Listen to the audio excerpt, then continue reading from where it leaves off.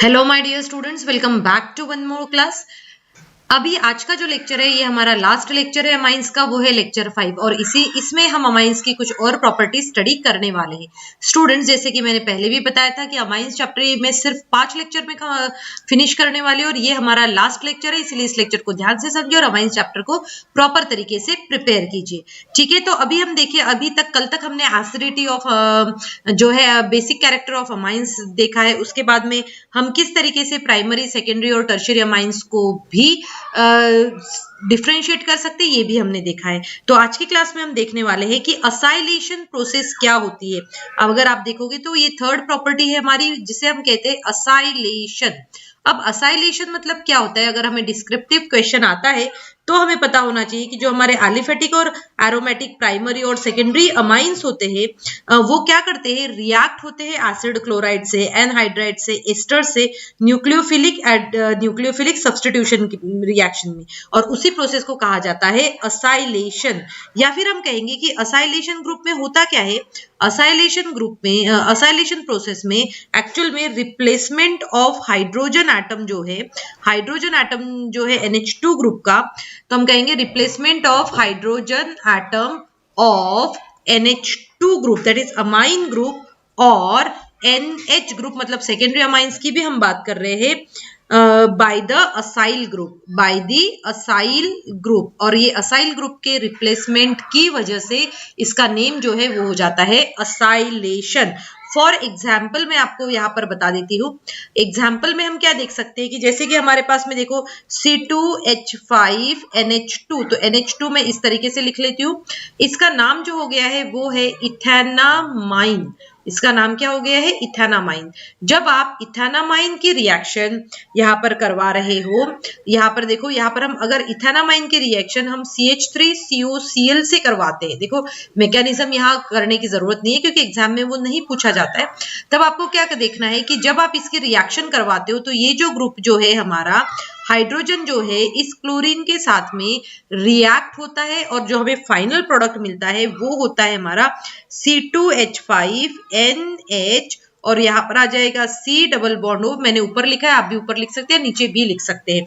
इस तरीके से हमें ग्रुप मिलता है। और ये जो फंक्शनल ग्रुप यहाँ पर हमें जो मिला है, ये वाला जो फंक्शनल ग्रुप है, इस फंक्शनल ग्रुप को हम कहते हैं, इसका फंक्शनल ग्रुप को हम कहते हैं अमाइड ग्रुप। हम क्या कहते हैं? इसको अमाइड ग्रुप कहते हैं। इस रिएक्शन को कैरी आउट करने के लिए हमें एक स्ट्रॉन्गर बेस चाहिए रहता है। अमीन्स तो वैसे ही स्ट्रॉन्ग है, बट हमें क्या चाहिए? इसमें एक स्ट्रॉन्गर बेस चाहिए रहता है, और इसीलिए इस रिएक्शन में हम जनरली पाइरिडीन जो है वो यूज करते हैं, जो कि स्ट्रॉन्गर बेस है हमारे अमाइन से। ठीक है, तो आपको यहाँ पर समझ में आ गया। या तो फिर आप स्ट्रॉन्गर बेस लिख सकते हो, या पैरिडीन अगर याद है तो आप पैरिडीन भी लिख सकते हो। ऐसे ही हम कुछ एग्जांपल्स और सॉल्व करके देख सकते हैं। जैसे कि अगर मान के चलिए यहाँ पर हमारे पास में C2H5 है और ये NH है, यहाँ पर हमने एक H इस तरीके से दिखा दिया, और एक जगह पे जो है यहाँ पर एक और ग्रुप अटैच्ड है, दैट इज C2H5।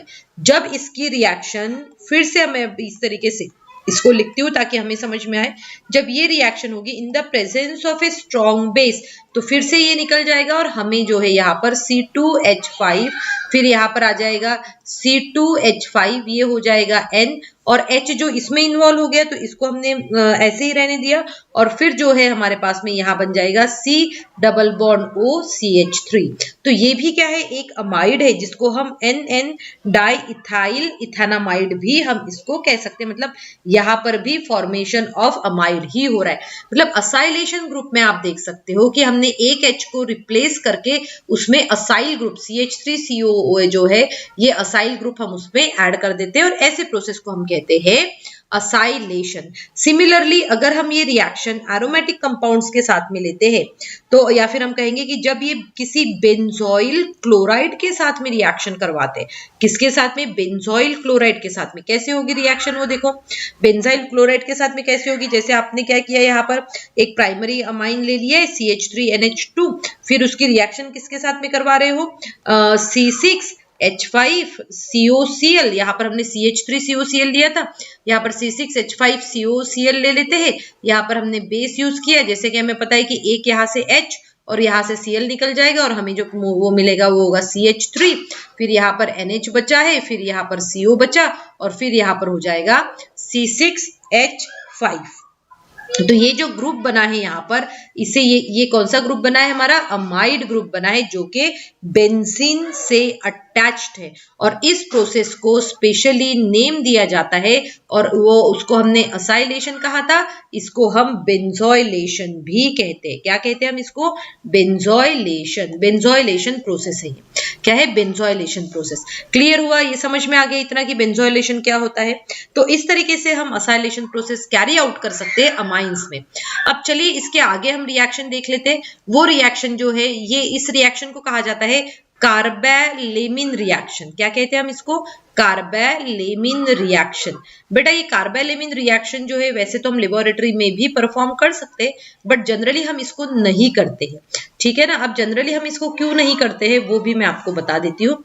क्योंकि जब आप स्टडी करोगे तो इस रिएक्शन में देखो प्रोडक्ट क्या बन रहा है। तो इस रिएक्शन को करने के लिए हम क्या लेते हैं, पहले प्राइमरी अमाइन लेते हैं। प्राइमरी अमाइन जो है एलिफैटिक भी हो सकता है या फिर एरोमेटिक भी हो सकता है। इसके बाद में इसमें लिया जाता है क्लोरोफॉर्म। क्लोरोफॉर्म की रिएक्शन करवाई जाती है KOH के साथ में और जब आप इसको हीट करोगे तब यहाँ पर फॉर्म होता है आइसोसाइनाइड। इसका नाम क्या हुआ, आइसोसाइनाइड फॉर्म होता है और आइसोसाइनाइड जो है ये हमारे लिए हार्मफुल गैस हो सकती है, ठीक है। और इसीलिए इसको रिएक्शन को क्या कहते हैं, या तो कार्बैलेमिन रिएक्शन कह सकते हैं या तो हम इसको आइसोसाइनाइड टेस्ट भी कहते हैं। हम इसको आइसोसाइनाइड टेस्ट भी कहते हैं। और ये जो कंपाउंड जो है जो आइसोसाइनाइड बना हुआ है, ये क्या है, ये है, हम कहेंगे इसकी बहुत ही जो गैसेस निकलती है, ये जो रहेगा ये बहुत ही फाउल स्मेलिंग कंपाउंड रहेगा। और एक इंपॉर्टेंट चीज हमें याद रखना है कि कार्बैलेमिन रिएक्शन, ये रिएक्शन सिर्फ और सिर्फ प्राइमरी एलिफैटिक और एरोमेटिक अमाइन देते हैं। सेकेंडरी एंड टर्शियरी अमाइंस ये रिएक्शन नहीं देते हैं, है ना। तो हम यहाँ लिख लेंगे सेकेंडरी एंड टर्शियरी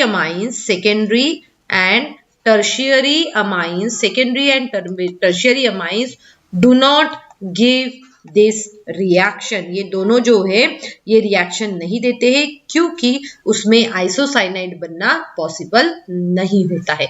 मतलब ये रिएक्शन स्पेसिफिकली कौन देता है या किसके प्रेजेंस में होता है ये रिएक्शन जो होता है वो होता है हमारा एलिफैटिक या फिर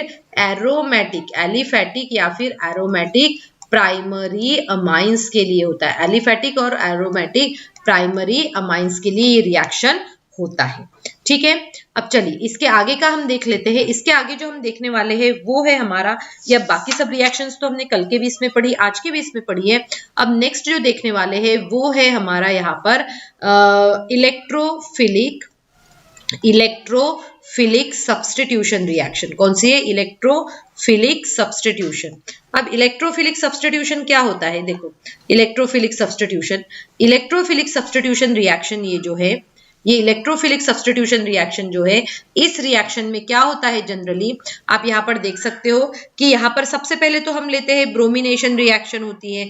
ब्रोमिनेशन, हैलोजिनेशन होता है, सल्फोनेशन होता है, नाइट्रेशन होता है, राइट। और फ्रिडल-क्राफ्ट, असाइलेशन और अल्काइलेशन और असाइलेशन, इतनी रिएक्शंस होती है। मतलब कौन कौन सी होती है, सबसे पहले तो हम देखेंगे हैलोजिनेशन रिएक्शन होती है। उसके बाद में हम देखते हैं कि यहाँ पर नाइट्रेशन भी होती है इलेक्ट्रोफिलिक सब्स्टिट्यूशन में। फिर हम देखते हैं सल्फोनेशन, तो सल्फोनेशन रिएक्शन भी यहाँ होती है। फिर आती है हमारी Friedel-craft alkylation and Friedel-craft acylation. तो बेटा ये अमाइंस जो है ये दोनों रिएक्शन नहीं देता है, मतलब 1, 2, 3 ही रिएक्शन देता है। ये क्यों नहीं देता ये मैं अभी आपको समझाती हूँ, ठीक है। ये मैं अभी आपको समझा देती हूँ तो आपको क्लियर हो जाएगा कि ये जो है वो रिएक्शन क्यों नहीं देता है। सबसे पहले हम ब्रोमिनेशन रिएक्शन देख लेते हैं। अभी अगर हमने इलेक्ट्रोफिलिक सब्स्टिट्यूशन देख रहे हैं तो हम सीधे सीधे एनिलीन के साथ में ही करके देखते हैं। जब एनिलीन की रिएक्शन ब्रोमीन वाटर के साथ में होती है, राइट, तो यहाँ पर हमें ट्राई सब्स्टिट्यूटेड प्रोडक्ट मिलता है। क्या मिलता है हमें? यहाँ पर ट्राई सब्स्टिट्यूटेड प्रोडक्ट हमें मिलता है, मतलब 2,4,6 ट्राई ब्रोमो एनिलीन हमें यहाँ पर मिलता है। ठीक है, अब ये जो रिएक्शन हो रही है, ये जो आप देखोगे ऑर्थो और पैरा पोजीशन पे हो रही है ये रिएक्शन, राइट। अब देखो ये तो हो गया हमारा ब्रोमिनेशन। अब अगर हम देखें ब्रोमिनेशन के अलावा अगर हम नाइट्रेशन के पीछे भी जाए, किसके पीछे? नाइट्रेशन के। तो नाइट्रेशन के पीछे जब हम जाते हैं तब नाइट्रेशन में क्या होता है? डायरेक्ट नाइट्रेशन इसका हो सकता है। वो कैसे होता है? देखो हमने एक एनिलीन लिया, एनिलीन में जो है यहाँ पर हमने NH2 लिया था, और जब उसकी रिएक्शन हम करवाते हैं कॉन्सेंट्रेटेड H2SO4 और कॉन्सेंट्रेटेड HNO3 के साथ में, यही रिक्वायरमेंट रहती है, तब आप देखोगे कि यहाँ पर हमें जो प्रोडक्ट मिलता है उस प्रोडक्ट में यहाँ पर हमें एक पैरा पोजीशन पे मिलता है प्रोडक्ट, साथ में ही हमें क्या मिलता है? एक ऑर्थो पोजीशन पे भी प्रोडक्ट मिल सकता है हमें, और मेटा पोजीशन पे भी प्रोडक्ट मिलता है। मतलब यहाँ पर आइसोमर्स मिलते हैं जब भी ये नाइट्रेशन प्रोसेस होगी, जिसमें से सबसे ज्यादा मेजर क्वांटिटी में हमें जो सबसे ज्यादा सिमेट्रिकल है वही हमें प्रोडक्ट मिलता है मेजर क्वांटिटी में। अब अगर हम देखें नाइट्रेशन के बाद में सल्फोनेशन भी इसमें पॉसिबल होता है। अब हमें मेनली यहाँ पर हमें ये देखना है कि ये जो एनिलीन जो होता है, देखो इसके ऊपर 1 नंबर का क्वेश्चन तो बनता है ना। ये लिखा जाता है कि एनिलीन डज नॉट अंडरगो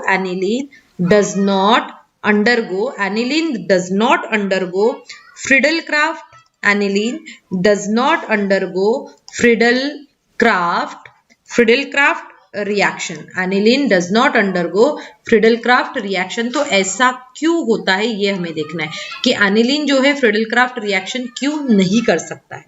तो बेटा जैसे कि आप सभी को पता है कि जो फ्रिडल-क्राफ्ट रिएक्शन जो होती है, इसमें रिएजेंट जो यूज हो रहा है वो रिएजेंट होता है एनहाइड्रस AlCl3, जिसे हम क्या कहते हैं? जिसे हम लुईस एसिड कहते हैं। हम इसे क्या कहते हैं? लुईस एसिड कहते हैं। और अगर आप देखोगे कि RNH2 जो है, अमाइन जो है, इसे क्या कहा जाता है? लुईस बेस कहा जाता है। तो लुईस एसिड और लुईस बेस साथ में मिलकर वहां पर क्या कर सकते हैं? सॉल्ट फॉर्मेशन कर सकते हैं। क्या कर सकते हैं? Salt formation. और जब ये सॉल्ट फॉर्मेशन होता है तो वहां पर फर्दर रिएक्शन नहीं हो सकती, और इसीलिए एनिलीन जो है, aniline does not undergo Friedel-craft reactions, right. So student, इस तरीके से हमने ये अमाइंस चैप्टर कंप्लीट कर दिया है। आई होप आप सभी को अच्छे से समझ में आया है, और आप इसकी एनसीईआरटी में से प्रैक्टिस जरूर कीजिएगा बेटा। जो एनसीईआरटी में इसके बाद वाला जो पोर्शन है वो कंप्लीटली डिलीटेड है, जैसे कि मैंने आपको पहले भी बताया था। अमाइंस चैप्टर जो है ये छोटा सा चैप्टर है, और छोटा सा चैप्टर के साथ में ही ये क्या होता है, बहुत ही अच्छे से हम इसको पढ़ सकते हैं, अच्छे मार्क्स हमें मिल सकते हैं। Thank you students and have a good day ahead.